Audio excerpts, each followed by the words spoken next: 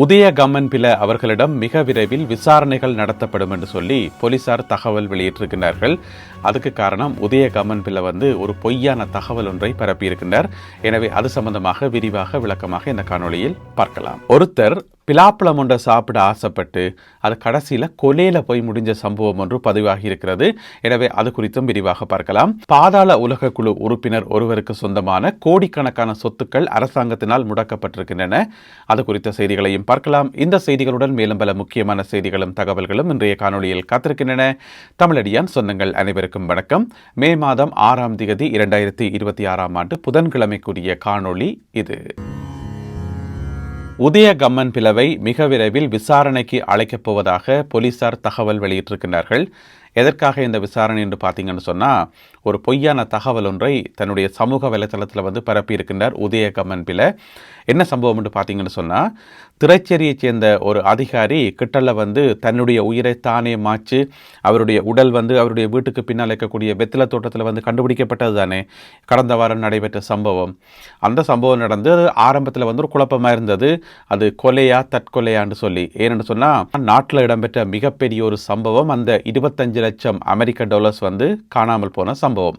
அப்போ ஒரு பெரிய சம்பவத்தோட சம்பந்தப்பட்ட ஒரு நபர் அதற்காக பணி நீக்கம் செய்யப்பட்ட நபர் இந்த மாதிரி உயிரிழந்தது ஒரு சந்தேகத்தை உருவாக்கி இருந்தது. அது போன வாரம். அதுக்கு பிறகு அது சம்பந்தப்பட்ட விசாரணைகள் எல்லாம் மேற்கொண்டு 4 டாக்டர்ஸ் நியமிக்கப்பட்டு அவருடைய அந்த உடற்கூற்று ஆய்வு பரிசோதனை எல்லாம் செய்யப்பட்டு அதில் தெளிவாக கண்டுபிடிக்கப்பட்டது இது கொலை சம்பவம் இல்லை, இது தற்கொலை தான். அவர் தன்னுடைய உயிரை தானே மாற்றிருக்கிறார். அவருடைய உடம்பில் இருந்த காயங்கள் எல்லாம் அவரால் ஏற்படுத்தப்பட்ட என்று சொல்லி அந்த 4 டாக்டர்ஸ் கொடுத்த அந்த ஃபொரன்சிக் ரிப்போர்ட்டில் வந்துட்டுது. அதுக்கு பிறகு அவருடைய இறுதி கிரியல் எல்லாம் நடைபெற்று அதெல்லாம் முடிஞ்சது.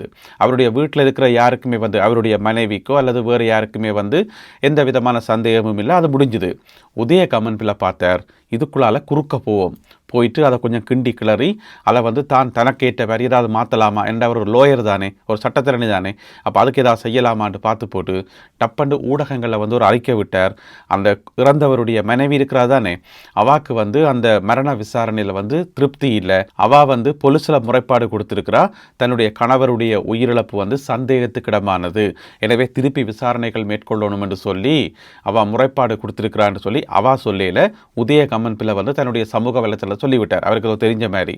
அப்போ அது சம்பந்தமாக போலீஸ் சொல்லியிருக்குது, உதய கம்மன்பில சொன்னதெல்லாம் பச்சை போய், அப்படி ஒரு சம்பவம் நடக்கவும் இல்லை, அவருடைய மனைவிக்கு எந்த விதமான சந்தேகமும் இல்லை, அவா போயிட்டு எங்கும் முறைப்பாடு கொடுக்கவும் இல்லை. எனவே அவரை மிக விரைவில் விசாரணைக்கு அழைக்க இருக்கிறோம், எங்களிடம் சரியான விளக்கத்தை சொல்லணும் என்று சொல்லி. அது மட்டும் இல்லாமல் இது சம்பந்தப்பட்ட வழக்கு குளியாப்பிட்டிய நீதிமன்றத்தில் தான் நடக்குது. எனவே குளியாப்பிட்டிய நீதிமன்றத்தில் உதய கம்மன்பில ஆஜராகி சரியான விளக்கத்தை நீதிமன்றத்துக்கும் சொல்ல வேண்டி இருக்கும் என்று சொல்லி போலீசார் வெளியிட்டுள்ள தகவலில் சொல்லப்பட்டிருக்கிறது. என்ன பிரச்சனை சொன்னால், கொஞ்ச நாளா உதய கம்மன்பில என்ற சத்தத்தையே காணல. எனவே மிக விரைவில் அவரிடம் விசாரணைகள் நடத்தப்பட இருப்பதாக போலீசார் தெரிவித்துள்ளார்கள். போதைப் பொருள் வியாபாரி ஒருவருக்கு சொந்தமான கோடிக்கணக்கான சொத்துக்கள் அரசாங்கத்தினால முடக்கப்பட்டிருக்கிறது. இதில் பார்த்தீங்கன்னு சொன்னால் 4 கோடிக்கும் அதிகமான சொத்துக்கள், அதாவது வீடுகள், காணிகள் என்று சொல்லி 4 கோடிக்கும் அதிகமான சொத்துக்கள் முடக்கப்பட்டிருக்கின்றன. யார் அந்த போதைப் பொருள் வியாபாரி என்று பார்த்தீங்கன்னு சொன்னால், அவருடைய பேர் துபாய் அசித என்று சொல்லி, அதாவது துபாயில் போய் பதுங்கி இங்கே ஒளிச்சிருந்த போலடக்கு, அதனால அந்த பேர் வந்திருக்கும் போலடக்கு. என்ன செய்யக்காரன்னு சொன்னால், இலங்கையில் போதைப் பொருள் வியாபாரத்தில் ஈடுபட்டு அதில் வந்த காசை வச்சு கொண்டு, நல்லா காசு கொட்டும் தானே, அதை வச்சுக்கொண்டு ஒரு 5 பர்ச்சஸ் காணி வாங்கி அதில் 2 மாடி வீடு ஒன்று கட்டியிருக்கார் உண்டு. அதுக்கு பிறகு பார்த்தீங்கன்னு சொன்னால் இன்னும் ஒரு 10 பர்ச்சஸ் காணி ஒன்று வாங்கி அதில் இன்னும் ஒரு வீடு ஒன்று கட்டியிருக்கார். அதுக்கு பிறகு 106 கிராம் தங்க நகைகள், அவருக்கு சொந்தமான தங்க நகைகள், அதை விட 10 லட்சம் ரூபா ரொக்க பணம் எல்லாம் அவருக்கு சொந்தமானதுதான். எல்லாத்தையும் சேர்த்து முடக்கி இருக்கிறது அரசாங்கம். அதாவது மத்திய குற்றப்புலனாய்வு பிரிவினுடைய இந்த சட்டவிரோத சொத்துக்கள் பிரிவு இருக்கு தானே, PCID என்று சொல்றது அவர்களை, சட்டவிரோதமான சொத்துக்கள் பிரிவு. அந்த அதிகாரிகள் தான் போய் இந்த சொத்துக்கள் எல்லாத்தையும் முடக்கி இருக்கின்றார்கள். துபாய் அசித என்பவருடைய சொத்துக்கள். இப்ப கொஞ்ச காலமாவே பார்த்தீங்கன்னு சொன்னா, ஏராளமான இந்த மாதிரி பாதாள உலக குழுக்காரர் மற்றது போதைப் பொருள் வியாபாரிகளுடைய சொத்துக்கள் தொடர்ந்து முடக்கப்பட்டு கொண்டே வருது. எல்லாமே அரசாங்கத்துக்கு தான் சொந்தம். இது அரசாங்கத்துக்கு லாபம் தானே. ஒரு பக்கம் போதைப் பொருள் வியாபாரத்தை கட்டுப்படுத்துற மாதிரியும் ஆகுது, அவர்களை கைது செய்யற மாதிரியும் ஆகுது. இந்த சொத்துக்கள் எல்லாத்தையும் முடக்கி எடுக்கக்குள்ள இனி அதை வித்து நல்ல தேவைகளுக்கு பயன்படுத்தலாம் தானே. எனவே எதிர்வரும் காலங்களிலும் இன்னும் நிறைய பேருடைய சொத்துக்கள் முடக்கப்படும் என்று சொல்லி அறிவிக்கப்பட்டுள்ளது. நீண்ட நாளைக்கு பிறகு நேற்று மாலை ஒரு துப்பாக்கிச் சூட்டு சம்பவம் ஒன்று பதிவாகி இருக்கிறது. ஆனால் அதில் யாருக்கும் எந்த விதமான சேதமும் இல்லை. ஒரு நபர் மது போதையில் துப்பாக்கிச் சூட்டில் ஈடுபட்டுக்கார், வானத்தை நோக்கி சுட்டிருக்கிறார். இந்த சம்பவம் எங்கே நடந்திருக்குன்னு சொன்னால் தங்காலை பகுதியில் நடந்திருக்குது. உங்களுக்கு தெரியும், தங்காலையில் நிறைய மீன்பிடி துறைமுகங்கள் இருக்குது தானே. அதில் ஒரு மீன்பிடி துறைமுகம் எதுன்னு சொன்னால் குடாவெல்ல என்று சொல்லப்படுற ஒரு இடம். அப்போ அதுக்குள்ளே ஒருத்தர் வந்துக்கார், கையில் துவக்கோட அங்கிருந்து ஆக்களை பார்த்து வானத்தை நோக்கி சுட்டிருக்கார், சும்மா விரட்டுறதுக்காக அல்லது தன்னட துவக்கி இருக்கின்றதை காட்டுறதுக்காக இன்னும் தெரியாது. கிட்ட ஆக்களுக்கு பக்கத்தில் நின்று கொண்டு அவர்களை விரட்டும் விதமாக வானத்தை நோக்கி சுட்டுக்கார். இருந்தாலும் அது பிழைதானே, ஒரு பப்ளிக்ல துவக்கலை சுடலாமா இல்லையென உடனடியாக அவருடைய துப்பாக்கி பறிக்கப்பட்டிருக்கிறது. அவரும் கைது செய்யப்பட்டிருக்கின்றார். இனி அவருடைய துப்பாக்கி லைசன்ஸ் புதுப்பிக்கப்பட மாட்டாது என்று சொல்லி போலீசார் தகவல் வெளியிட்டுள்ளார்கள். வடமராட்சி கிழக்கு ஆழியவளை பகுதியில் நடைபெற்ற ஒரு சம்பவம் என்னென்னு சொன்னால், நள்ளிரவு நேரம் ஒரு வீட்டுக்குள்ளே 4-5 பேர் பூந்திருக்கணும். 4-5 பேரும் ரவுடியெல்லாம், ஒருத்தருக்கு நிதானம் இல்லை, எல்லாம் ஆடிக்கொண்டு வீட்டுக்குள்ளே பூந்திருக்கணும். பூந்தெல்லாம் கிடந்த பொருட்கள் எல்லாத்தையும் அடிச்சு உடைச்சு என்ன பிரச்சனை சொன்னால், அந்த வீட்டில் ஒரு இளைஞர் ஒரு ஆள் இருந்தவராம். அந்த இளைஞர் நித்திர கொண்டு வந்துருக்கார். அப்போ இவங்க வீட்டுக்குள்ளே வந்ததை கண்டுட்டு அவர் தெரிச்சு இங்கே ஓடிட்டார் விட்டுட்டு. ஏன்னு சொன்னால் அவரை தாக்கத்தான் வியல் போயிருக்கணும். அப்போ அவர் ஓடினோடனே அவரை பிடிக்க முடியலை. அந்த கோபத்தில் வீட்டில் இருக்கிற ஆக்களுக்கு பேசி போட்டு அங்கிருந்த பொருட்கள் எல்லாம் அடிச்சு உடைச்சு அட்டகாசம் செய்து போட்டு விட்டுட்டு வந்திருக்கிறோம். எனவே இந்த சம்பவத்துடன் சம்பந்தப்பட்டவர்களை கைது செய்வதற்கு இப்பொழுது மருதங்கேணி போலீசார் விசாரணைகளை முன்னெடுத்திருக்கிறார்கள். அடுத்ததாக நான் ஏற்கனவே தலைப்புச் செய்தியில் சொன்ன அந்த பலாப்பழ சம்பவம்.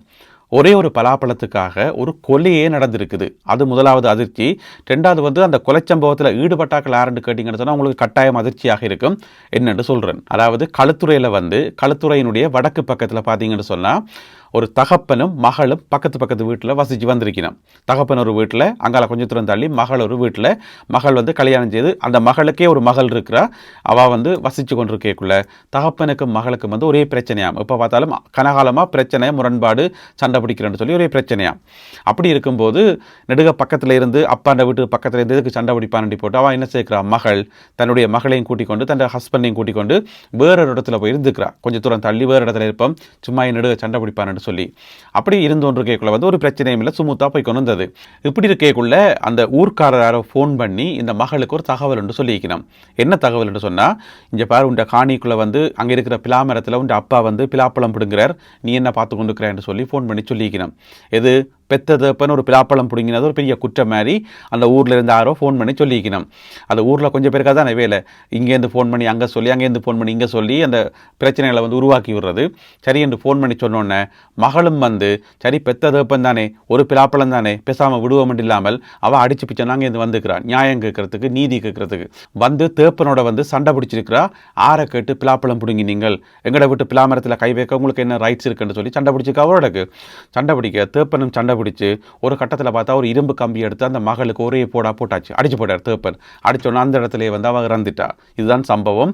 அதுக்கு பிறகு போலீஸ் தேப்பனையும் கைது செய்து, எனவே இது சம்பந்தமான விசாரணைகளை போலீசார் மேற்கொண்டு வருகிறார்கள் என்று சொல்லி இந்த செய்தியில் சொல்லப்பட்டிருக்கிறது. இதில் என்ன விசாரணைகளை மேற்கொள்ள வேண்டி கிடக்குது? அதான் தேப்பன் அடிச்சு மகள் செத்து போச்சு. எனவே இதில் உண்மையான விசாரணை எங்கே செய்யணும்னு சொல்லுங்க. அப்போ அந்த ஃபோன் பண்ணி சொன்னாக்கள் இருக்கணும் தானே, அவையில தான் பிடிச்சி வச்சு 1 மாதம் கட்டூழிய சிறை தண்டனை கொடுக்கணும். போய் நல்லா வெயிலுக்கு வச்சு நல்லா வேலை வாங்கி முறிச்செடுத்து விட்டா அதுக்கு பிறகு ஒருத்தருக்குமே ஃபோன் பண்ண மாட்டினோம், அமைதியாக இருப்பினோம். ஓம் தானே. நல்லது அன்பான உறவுகளே, இத்துடன் இன்றைய செய்திகளும் தகவல்களும் நிறைவு பெறுகின்றன. இந்த காணொலியில் பகிர்ந்து கொள்ளப்பட்ட செய்திகள் தொடர்பான உங்களுடைய கருத்துக்களை மறக்காமல் கீழே எழுதுங்கள். மீண்டும் சந்திப்போம். நன்றி, வணக்கம்.